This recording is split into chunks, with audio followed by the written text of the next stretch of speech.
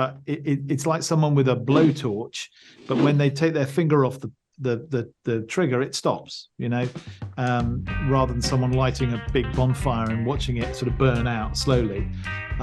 So yeah, you're a blowtorch. I love that. Yeah, Thanks. yeah. Those things that when they make creme brulee. Yeah. All that.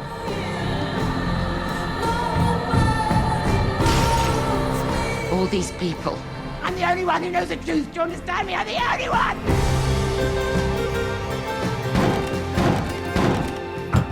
Hillary, please open the door.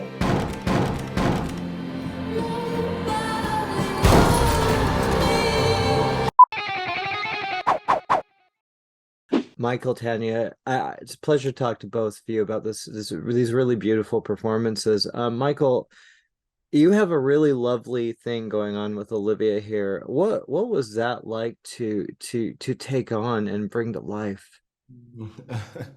For me, it was amazing to be part of this story and to be able to work with someone like Olivia. Obviously because she's just amazingly talented, but also because she's just an incredible person. And I really, really, really learned a lot from her. So that was exciting, and I knew I would, because I don't feel like I've, until now, been able to work intimately with someone that has been acting for a very, very long time, you know what I mean? And I knew that because of the nature of the story, we had a lot of scenes together and stuff like that. So I know I would have had that opportunity to be able to do that, which was really, really fun. But like getting into it, at script value, I did think, it was going to be a bit difficult to, portray something believable between someone so young and someone not old, but just older than he is, especially within 1981. You get what I'm saying? But yeah, because of how Olivia works and because how vulnerable she allows herself to be, it allows me to, be on the same wavelength, but also it allows Stephen to see Hillary for who she really is, which was truly amazing. Here's to the future. Walking those old scenes. Here's to getting back up. And here's to coming home. Yeah. Well, your love of movies is a little clear at this point. What was it, the desire, to tell this story that, and this time period with the political climate, with the movies that were coming out? Why tell this story, Sam?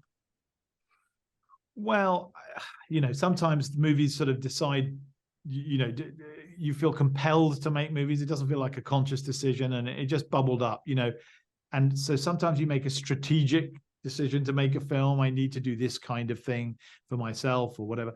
And other times it just comes from nowhere. And this came from nowhere a little bit. And looking back, I realized that during the pandemic, quite a lot was happening. I was spending time with my own kids who were young, and I was reflecting on my own parenting, my parents, and thinking for the first time in a while about my mother, who brought me up on her own, struggling with mental illness. And at the same time as that, there was an epidemic of mental illness in the world during the pandemic. So that felt like it bubbled to the surface.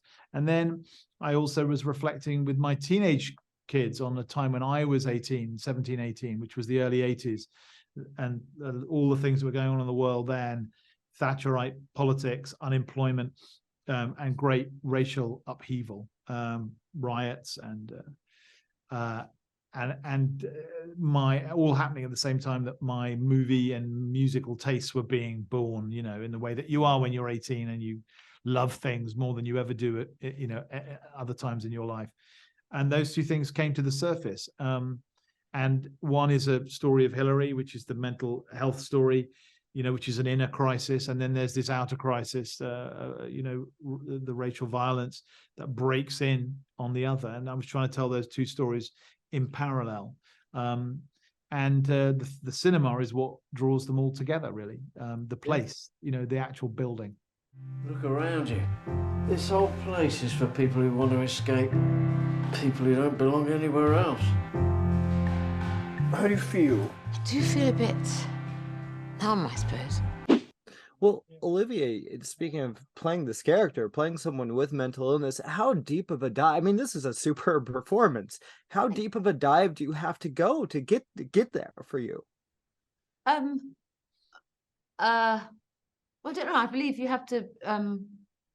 I'm fortunate that no matter how deep I go, I don't take it with me. I had Sam there all the time to help and to sort of, when I could ask questions, he was able to guide me and help me and provided a safe environment to be able to go as wherever he needed me to go.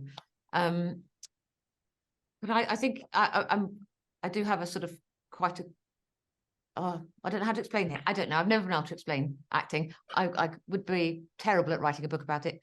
I can from the outside, it's like it's pure instinct for her. It's an emotional instinct, and also an expression of something that there is all sorts of stuff going on under the surface with Olivia, that is let out and released by acting, and then it's almost like it's gone. So actually, it's rather than somebody who obsesses over it and sort of method acts into a corner and then has to spend weeks afterwards getting out of it. And I was amazed how complete the performance was, how fast it became a complete performance, and how quickly it evaporated. For her, luckily for us, it remains on film, but it's like someone with a blowtorch, but when they take their finger off the trigger, it stops, rather than someone lighting a big bonfire and watching it sort of burn out slowly. So yeah, you're a blowtorch. I love that. Yeah, Thanks. yeah. Those things that when they make creme brulee. Yeah. No one's going to give you the life you want. You have to go out and get it. Tanya, this is such a marvelous performance. Even though you're not in it quite as much as he is, there's so many moments here. How do you pack so much, like the scene with Olivia where I won't give anything away, but where you guys have a moment.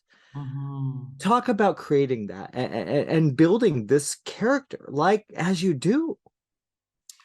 Well, I mean, I have to rely heavily on technique in situations like that. If you don't have a lot of screen time and, there's been a lot going on without you there, then suddenly you appear in a scene and you've got, maybe 30 seconds worth of connection with a scene partner. I just rely really heavily on, what do I want? Do you know what I mean? Where have I come from? What do I want? What are the stakes? And really make a connection with my scene partner in that moment.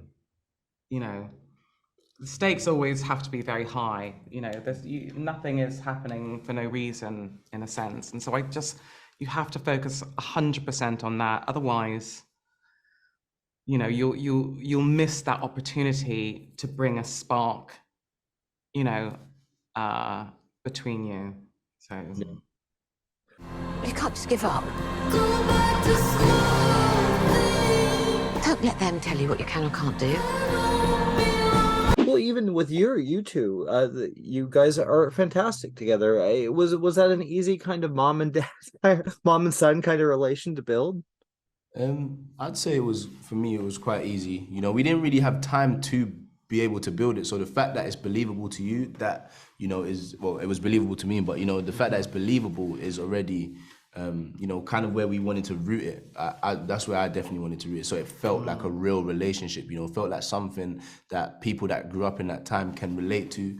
But I remember we had obviously met up in rehearsals, and because the film shot chronologically, you can obviously see that Tanya's not doesn't need to come in until near the last third of the film almost. So it was we'd been working for a couple months, and then Tanya's just reappeared. But I was just like, no, we need to go eat and just chill and kind of catch up about the last 2 months for me, and also what she'd been doing in the last 2 months before she comes to set. And just by having food and just chilling and talking, and not necessarily about the script. It was really sweet to invite me to dinner. Because it's really, because I've been around a long time in the industry. I've been around for over 30 years. So it's like I could have easily just arrived into town, gone to my hotel room, waited until I was called on set, done it, left, and not really kind of thought about that stuff. But the fact that he reached out and was like, let's have dinner, I was like, oh, okay.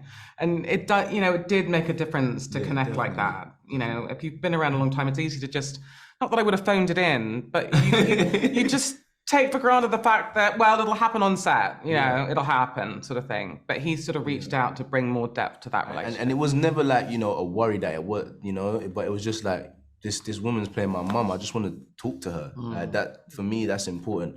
And yeah, it was just fun to be able to just have conversations that didn't have nothing to do with the script or with the lines and stuff like that. We never read the lines in the, you know what I'm trying to say? We just ate and spoke, and it was lovely.